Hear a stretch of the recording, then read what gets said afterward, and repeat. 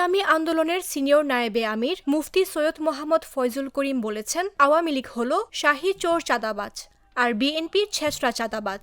তারা মুচির কাছে যায়, ঋষির কাছে যায়, টেম্পো স্ট্যান্ডে যায়। আমরা চাঁদাবাজ মুক্ত দেশ চাই। রোববার বিকেলে কিশোরগঞ্জ জেলা শিল্পকলা একাডেমি মিলনায়তনে ইসলামী যুব আন্দোলনের সমাবেশে তিনি এসব কথা বলেন। অনেকেই বলে যে হুজুর আওয়ামী লীগ ও চাঁদাবাজ, বিএনপি ও চাঁদাবাজ, পার্থক্যটা কি? এই দুটোর মধ্যে পার্থক্যটা কি? আমি বললাম একটা হলো ছেঁচড়া চাঁদাবাজ আর হলো শাহী চাঁদাবাজ। দেখুন আওয়ামী লীগ লুটপাট হাজার হাজার হাজার হাজার শত শত শত শত কোটি। আওয়ামী লীগ লুটপাট কি দেখবেন? হাজার হাজার শত শত শত শত শত শত। এছাড়া লুটপাট বুঝে না। ছাত্রলীগ এত কোটি, এত শত, এত হাজার, পিয়ন এত শত, এত হাজার।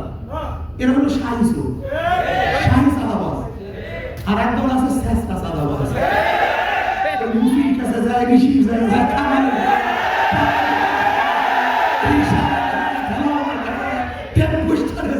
মুফতি সৈয়দ মোহাম্মদ ফয়জুল করিম বলেন, ভারতের আর বাংলাদেশের কাঁটাতারের বেড়া আসল পার্থক্য নয়।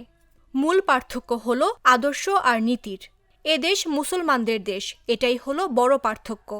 ইসলামকে যদি নষ্ট করতে পারে, ইসলামকে যদি ধ্বংস করতে পারে, তাহলে সিকিমের মতো কিছু চাটুকার ও দালালকে ঠিক করে এদেশ একদিন ভাগিয়ে নেবে।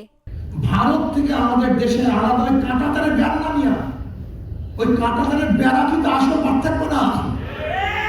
ভারতের সাথে আমাদের মূল পার্থক্য আদর্শ ও নীতির।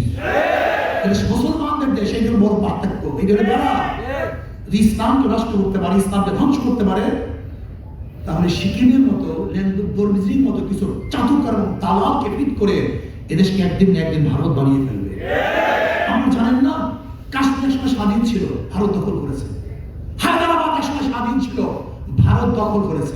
পাঞ্জাব এক সময় স্বাধীন ছিল, ভারত দখল করেছে। সিকিম এক সময় স্বাধীন ছিল, ভারত দখল করেছে।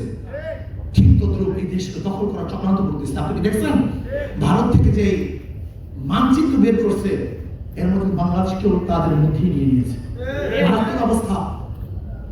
এর জন্য এদেশের ব্রিগেড পার্থক্য সীমানা হলো ইসলাম। এই ইসলাম মুসলমানদের উৎখাত করতে পারে, নষ্ট করতে পারে। শুধু প্রসারী পরিকল্পনা আজকে হোক কালকে হোক এদেশকে আবারও ভারত বানিয়ে ফেলবে।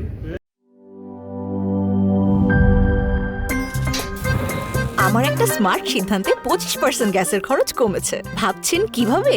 সাধারণ গ্যাস স্টোভ বদলে আমি এনেছি আরএফএল গ্যাস স্টোভ। এর সাইন্টিফিক নজল ও ব্রাস বার্নার ক্যাপ সমানভাবে তাপ ছড়িয়ে রান্না করে দ্রুত। তাই গ্যাসও বাঁচায় 25%, টাকাও বাঁচে 25%। আরএফএল গ্যাস স্টোভ, নিরাপদ ও গ্যাস সাশ্রয়ী।